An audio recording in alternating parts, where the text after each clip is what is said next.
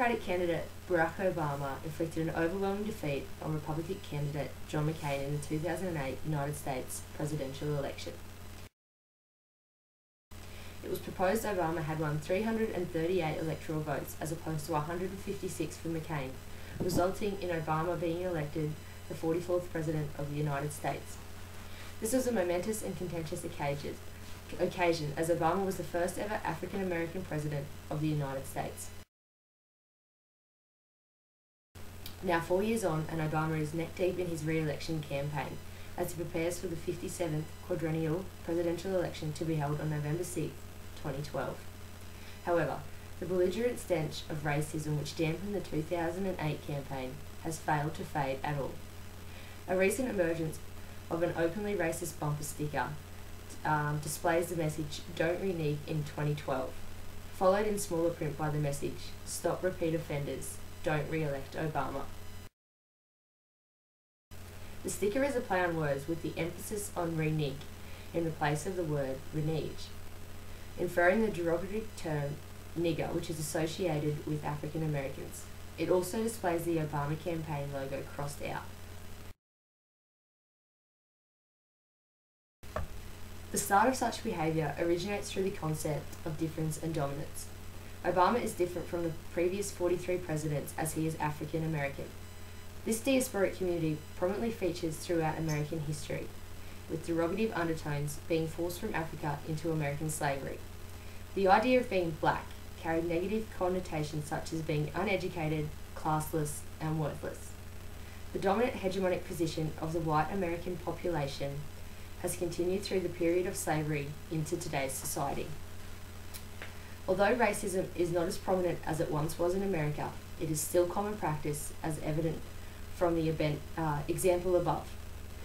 Through their intolerant ability to distinguish difference between Obama and themselves, i.e. white and black, the supporters of the bumper sticker are reinforcing and validating their position as the legitimate identity. The national American identity is formed around the perceived expectations of the normality of being white. The constant demonisation of what it means to be black, or to be the other, has resulted in the above protest to the contradiction an African American president provides to the national identity. Accordingly, Obama is occupying a resistance identity, which is yet to be accepted by the opposing protesters. Therefore, the supporters of the bumper sticker continue to perceive the idea of being black as relating to the concept of deficit. They believe they are lacking in respect to the white community, and therefore the idea of an African American president is ludicrous. Ghassan Hage states, in a tolerant community, the power to be intolerant is not taken away from the intolerant. They are simply asked not to exercise it. In the bumper sticker situation, the intolerant have refused to relinquish their power, instead opting to reinforce their dominance and opposition to the resisting national identity Obama's skin colour provides. Can we develop successful learning activities from the discourses presented by this bumper sticker? Yes, we can.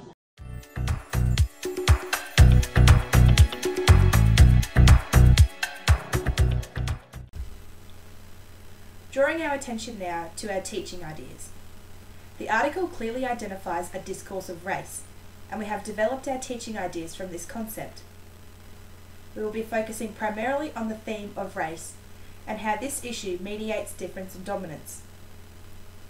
Our teaching activities will be aimed at students of middle to upper primary school, preferably Year 5 or 6.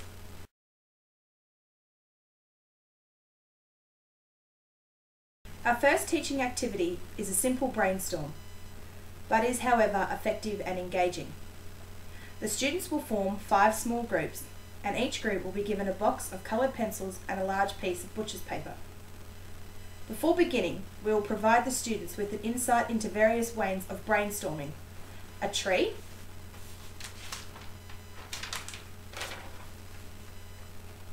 a fish, or spidergram.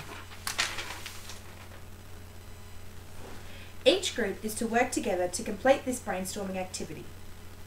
The main concept of the brainstorm will be the issue of racism. Students are to describe their understanding of what they believe racism to be, expanding on each point and therefore leading into reflection on what they believe constitutes racism. Upon completion, a large cloud-type brainstorm will be drawn on the whiteboard. Each group will contribute their insights as detailed in their diagram to the class brainstorm. At the conclusion of the cloud brainstorm, students will actively participate in a whole group discussion about their thoughts and experiences with different races and what they believe to be the dominant characteristics involved with racism. This activity incorporates the three main types of learning: auditory, visual, and kinesthetic learning.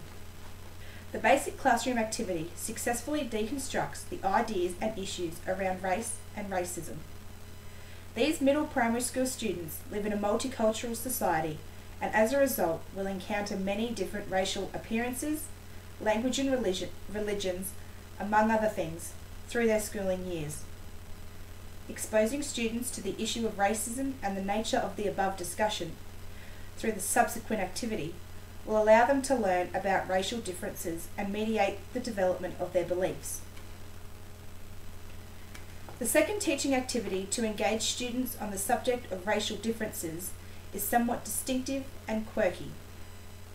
This activity is extremely interactive and allows students to share ideas with the entire class. Each group will be given a potato. These potatoes will be different with the exception of 2 white potatoes being handed out. This will allow the theme of dominance to be explored. The students will be provided with an additional sheet of butcher's paper and will list the characteristics of their potato. When this has been completed, each individual group will discuss the characteristics of their potato with the class. A list detailing the similarities and differences described by each group will be constructed on the whiteboard. From here, there will be a class discussion about which characteristics differentiate one potato from another. These differences will be largely due to physical characteristics. The similarities of each potato will then be explored. The students will then be asked to identify the dominant type of potato within the classroom. The white potato will be identified as there is 2 of these compared to 1 of each other potato. The concept of dominance within a group of like objects will be explored. Regardless of the size, height, appearance and colour of the potatoes, they are all still potatoes, and although there is a dominant presence, the subsequent potatoes are still legitimate. This idea will be reinforced and will then be linked to the students. Regardless of our size, height, skin colour, hairstyle, dominance and other characteristics, we are all human and are all equal. The third activity will be used to reinforce the content from the previous 2 activities and tie it all together. This activity is simply a class poem to reinforce the stance of anti-racism and reiterate the idea that skin colour does not define the existence of a human individual. The poem is as follows. Don't go near her, don't play with him. They do not match the colour of your skin. Why does it matter? Why do we care? Would you see a difference if the skin wasn't there? They may use a language we do not speak. They may have beliefs we find unique. But deep down inside, beneath that thin shell, you may just find someone you know very well. Friends come in all sizes, colours and shapes, and you might miss a lot if you only see a race. This poem will reinforce the underlying concept that we are all human and a difference in skin colour should not be an issue. The lesson will be finished with a statement to reinforce this point of view. The above 3 activities allow the students to demonstrate their understanding of racism and explore and understand the meaning through a hands-on example. The message of anti-racism is reinforced through the poem. These activities allow a mediation of difference and dominance in regards to racism, with the hope of reinforcing an anti-racist and overall opinion of equality with the students. Can we use these activities to effectively mediate racial difference and domination? Yes, we can.